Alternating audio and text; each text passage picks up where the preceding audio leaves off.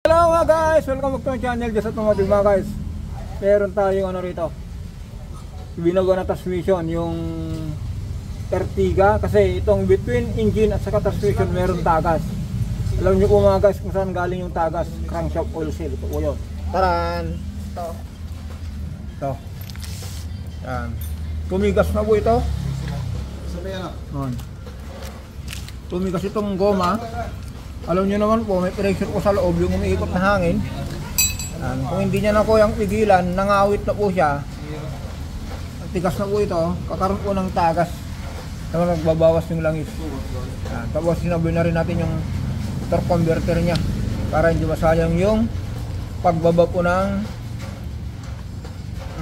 transmission. Kasi mga guys, kung isipin natin, ito po lumutong dahil sa init. Yan. Habang umiikot yung makina, ito i-consider na rin natin na palitan kasi po magkaduktong po niyan. Yan. Ito po dun sa torque converter. Ito. Yan. Ito yung transmission. Yan. Mamaya po na mga guys, makpandar na tayo nito. Tapos sabay natin yung yung mga support. Tignan nyo mga guys ha, ito yung medyo pag-isipan nyo. Yung support na to, matik po ito pero bakit nagkaganito? Kaya hindi ko ma-imagine kung anong klase yung driver na humahawak nito. Parang ginagawa niyang drag race. Yung declutch, nabitawan mo yung clutch yung biglaan. Automatic po kasi.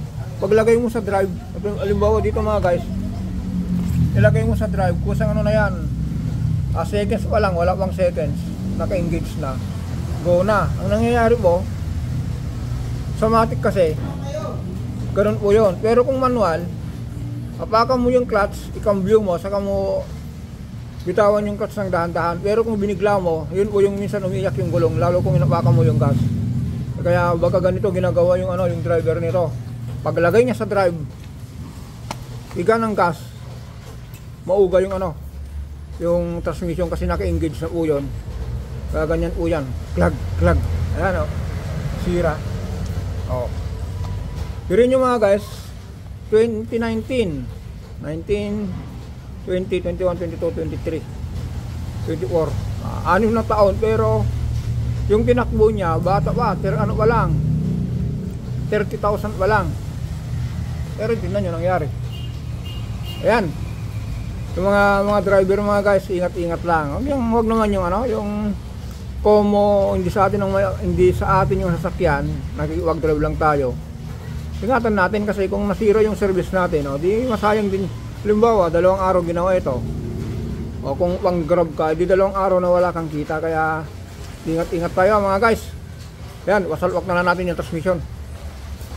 Ayan Okay, mamaya sabi ko nga po, under na tayo dito. Yan, nasalwak na yung nabuo na, nalagay na rin yung baterya. Nagpa-under na tayo. Ito yung pinalitan natin. 2 support saka 2 oil seal. Ngayon mga guys, start tayo.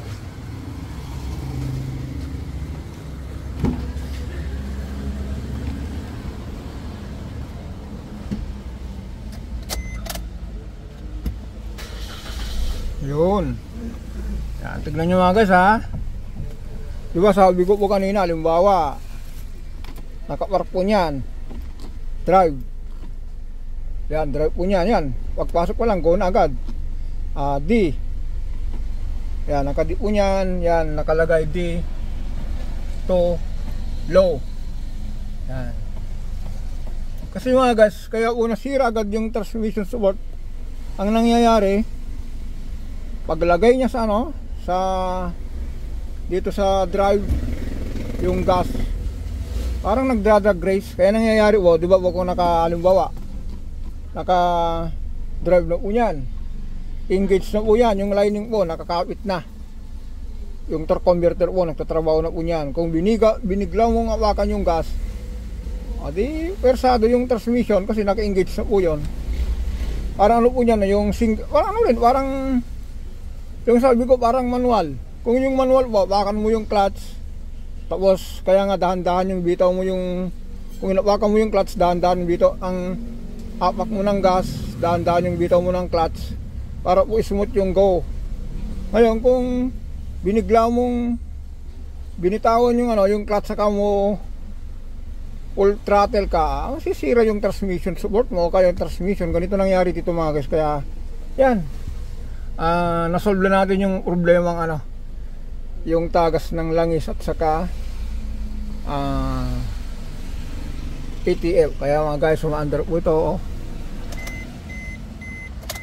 Tignan natin, yan yung transmission. Ayun, reverse, go, drive, go,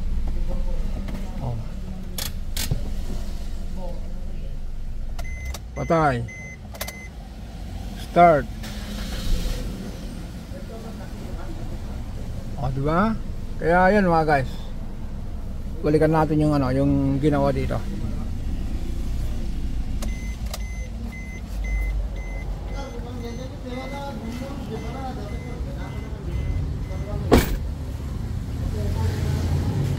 Ito, kaya po nadurog yung support. Sabi ko nga po mga guys, yan, kaya durog yung support na to dahil sa bitaw ng ano, yung apak ng gas o bigla-bigla.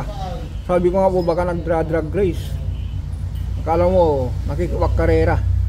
Kasi minsan kung nakabulte ng oras ganon, o kaya kung nasa traffic ka, yung hindi naman heavy traffic, yung umuusad, dapat huwag ka na mag-neutral, lagay mo na lang sa drive, bitaw-bitawan mo na lang yung preno. Kasi baka ginagawa niya, parang winamanual niya, neutral, drive, neutral, drive. Mauuga po yan. Tignan nyo po, napunit. Subo, ang support po mga guys, bago masira po niyan, ito po, mag-ano po muna yan, yung bitak-bitak, hanggang bibitaw na lang. Ito nangyari ito mga guys, parang nabibigla. Ayan o. Kaya yan, hanggang dito na lang po tayo. Yun lang po. At tapos ito, yung oil seal. Ito po yung pinakano natin dito, kasi malakas ang tagas ng between itong yan, yung transmission na yan, malakas ang tagas dito sa between transmission at saka engine dahil dito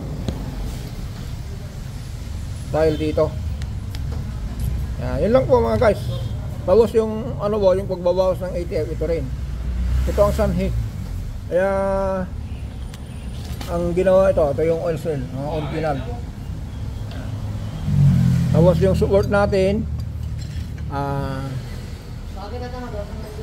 replacement lang yung lagay natin dito mga guys, pero magandang klase, subok na. Okay mga guys, hanggang dito lang po tayo. Yan, Suzuki Ertiga,